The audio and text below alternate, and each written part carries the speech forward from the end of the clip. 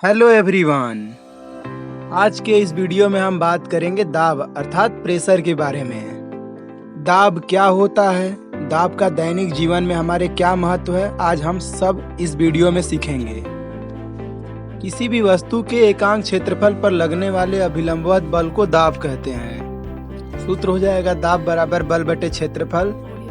इसका मात्रक न्यूटन प्रति मीटर स्क्वायर या फिर एसआई यूनिट पास्कल होती है। एक पास्कल 1 न्यूटन पर मीटर स्क्वायर के बराबर होता है। अब बात करेंगे वस्तु पर लगाया गया दाब किन किन कारकों पर निर्भर करता है। सबसे पहला कारक है बल।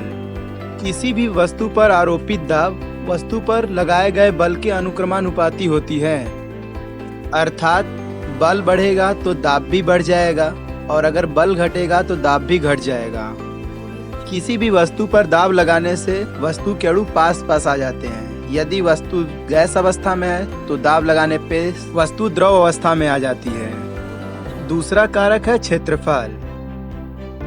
दाब वस्तु के क्षेत्रफल के व्युत्क्रमानुपाती होता है, अर्थात क्षेत्रफल के घटने पर दाब बढ़ जाता है और क्षेत्रफल के बढ़ जाने पर दाब घट जाता है।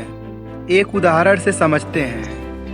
जैसा कि आप देख रहे हैं, एक हाथी के पांव का क्षेत्रफल 0.1 मीटर स्क्वायर है। अगर इसके द्वारा दाब की बात की जाए, यदि हाथी का द्रव्यमान 3000 केजी हो तो इसके द्वारा आरोपित दाब 1,25,000 न्यूटन पर मीटर स्क्वायर होगा।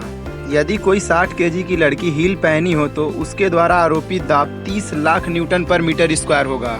अब आप समझ गए होंगे कि क्षेत्रफल के घटने या बढ़ने पर दाब पर क्या प्रभाव पड़ता है। आइए दैनिक जीवन में दाब के कुछ अनुप्रयोग की बात करते हैं। भारी वाहनों के टायर चौड़े बनाए जाते हैं। ऐसा इसलिए करते हैं क्योंकि क्षेत्रफल बढ़ जाने से दाब घट जाता है। दाब घट जाने के कारण भारी वाहन जल्दी धंसते नहीं हैं। आइए दूसरा उदाहरण देखते हैं। चाकू की धार तेज की जाती है जिससे उसका क्षेत्रफल घट जाता है और कम बल लगाने से भी सब्जियां आसानी से कट जाती हैं। एक और उदाहरण देख लेते हैं। लोहे की कील एक साइड नुकीली बनाई जाती है। ऐसा इसलिए करते हैं क्योंकि एक साइड क्षेत्रफल घट जाने से बल कम लगाने पर भी कील आसानी से दीवार में धंस जाए। ट्रेन की पटरियों को रैक पर बिछाते हैं जिससे ट्रेन की पटरियों का क्षेत्रफल बढ़ जाता है, जिसके कारण ट्रेन आसानी से पटरी के ऊपर चली जाती है और धंसती भी नहीं है। अगर आप इस चैनल पर नए हैं तो प्लीज़ दोस्तों चैनल को सब्सक्राइब करना ना भूलें। बेल आइकन को भी प्रेस करें जिससे आने वाली सभी वीडियो आपको आसानी से मिल सके।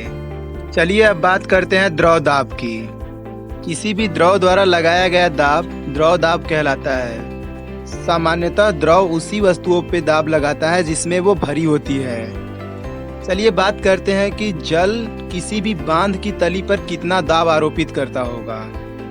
चलिए मान लेते हैं एक कंटेनर है जिसका तली का क्षेत्रफल कैपिटल ए है और उसमें भरे हुए द्रव का भार mg है। तली से द्रव की सतह की ऊंचाई स्मॉल h है। तब दाब के सूत्र से दाब बराबर बल बटे क्षेत्रफल या P बराबर कैपिटल F बाई ए, चूँकि F W के बराबर होता है, अर्थात द्रव स्वयं के भार के बराबर ही बल आरोपित करता है, तब P बराबर W बाई ए होगा। हम जानते हैं वस्तु का भार द्रव्यमान तथा गुरुत्वीय त्वरण के गुणनफल के बराबर होता है, अर्थात W बराबर mg। तब P बराबर mg बाई ए, चूँकि द्रव्यमान वस्तु के आयतन व घनत्व के गुणनफल के बराबर होता है, तब m बराबर v इंटू डी। तब P बराबर v डी जी बटे के कैपिटल A। चूँकि वस्तु का आयतन v बराबर ah होगा, तब P बराबर a h डी जी बटे के a से a कैंसिल आउट होगा, तब बच जाएगा P बराबर h डी जी, अर्थात द्रव द्वारा बांध की तली पर लगाया गया दाब P बराबर h डी जी के बराबर होगा, जहां h द्रव की सतह से तली की गहराई तथा d द्रव का घनत्व व स्मॉल g गुरुत्वीय त्वरण है जिसका मान पृथ्वी की सतह पर 9.8 मीटर पर सेकेंड स्क्वायर होता है। जल का घनत्व 4 डिग्री सेल्सियस पर सबसे अधिक होता है। गहराई बढ़ने पर दाब भी बढ़ने लगता है। यही कारण है कि बांध की दीवार नीचे की तरफ मोटी बनाई जाती है क्योंकि निचली सतह पर दाब सबसे अधिक होता है। तो आज के लिए इतना ही दोस्तों। उम्मीद करता हूँ कि आप लोगों को वीडियो पसंद आया होगा। चैनल को सब्सक्राइब तथा बेल आइकन को प्रेस कर दीजिएगा, जिससे आने वाली हमारी नई वीडियो आपको आसानी से मिल सके। तो मिलते हैं दोस्तों अगली वीडियो में, तब तक के लिए नमस्कार।